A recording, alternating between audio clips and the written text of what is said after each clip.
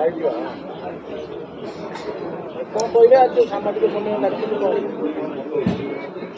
मोर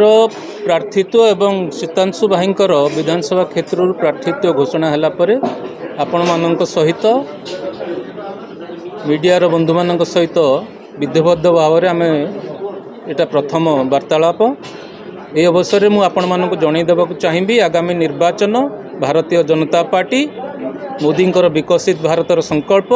एवं मोदी ग्यारंटी को लेकिन आम लड़वा जाऊँ एवं भद्रक जो समस्या रही मेडिकल कॉलेज कथा कहतु भद्रक भद्रक कॉलेज को विश्वविद्यालय मान्यता देवा कथा कहतु किंबा भद्रक बन्यार स्थितिर परिस्थितिर स्थायी प्रतिकार कथा कहतु एक कथा को एठिकार लोक प्रतिनिधि माने केते थर विधानसभा हो कि लोकसभा हो उपस्थापन करिसेंती एवं मु आज प्रश्न करिया चाहिए आपण मानक माध्यम रे आपण माने मध्य प्रश्न करंतु जो माने आज विजु जनता तरफ प्रार्थी होइचंती जे आपण मानकर मुद्दा कौन रही मु तो गतकाली बोध देखुली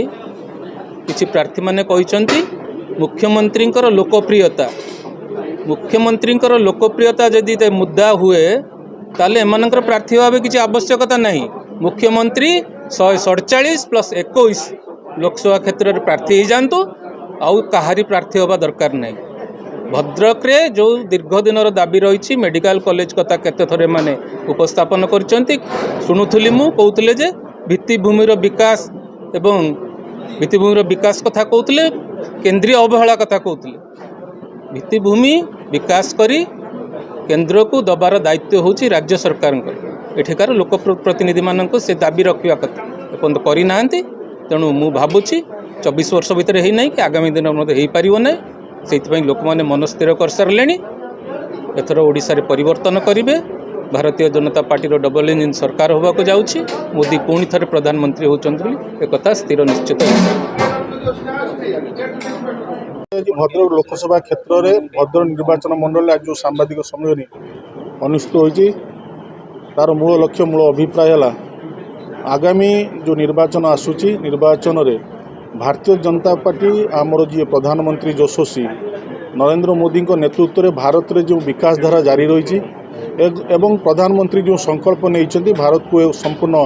विकसित राष्ट्र में परिणत करवा से ओडिशार अवदान आवश्यकता अच्छी से आज ये सांबादिक सम्मेलन विगत दिन मानक जो जनप्रतिनिधि शासक दल एठारे बहु भोट व्यवधान विजय प्राप्त करते आज पर्यंत केवल भद्रकवासी को मिथ्या प्रतिश्रुति दे आसचंती प्रतारण दे आसचंती जेतो निर्वाचन आसे से माने आसंती मिथ्या प्रतिश्रुति दियंती निर्वाचन सरिला परे तांकर काम समाप्त हो जाए किंतु प्रधानमंत्री जहाँ कथारे कहती ता काम करती भद्रकवासी जो दीर्घ दिन जो मौलिक दाबी थिला वर्ष वर्ष धरी दीर्घ 15 वर्ष धरी जो भद्रक जो मौलिक दाबी थिला भद्रक एक मेडिकल कॉलेज स्थापना करवा ताहा भद्रकवासी स्वप्न हो रही मु आपको ग्यारंटी सहित कहीपरि जदि आमर भारतीय जनता पार्टी सरकार डबल इंजिन सरकार ओडिशा से ये जो समस्या ये जो दाबी रही आसी खूब शीघ्र ये दाबी भद्रकवासी पूरण हम तार कारण है आमर जी राज्य सभापति अच्छा सी भी भद्रक जिला प्रतिनिधित्व करती सी ओतप्रोत भाव भद्रकवासी समस्या सहित जड़ित सी अनुभव कर भद्रक एक मेडिकल कॉलेज से अनुभव कर भद्रक महाविद्यालय को विश्वविद्यालय मान्यता प्रदान करवा सी निश्चिंत कथा कम कहते काम अधिक करते आम मैंने समस्ते जानते तो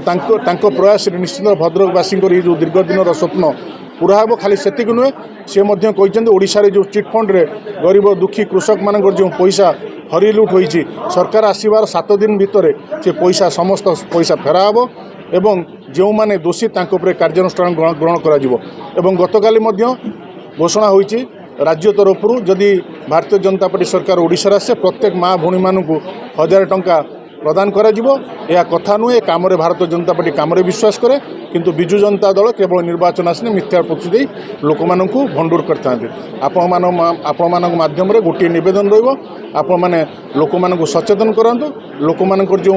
महान पर्व गणतंत्र महान पर्व मतदान ସଠିକ୍ ଜାଗାରେ ଯେପରି ମତଦାନ କରିବେ ସେଥିପାଇଁ ଆପଣମାନଙ୍କର ଭୂମିକା ମଧ୍ୟ ଖୁବ୍ ଗୁରୁତ୍ୱପୂର୍ଣ୍ଣ। ଧନ୍ୟବାଦ।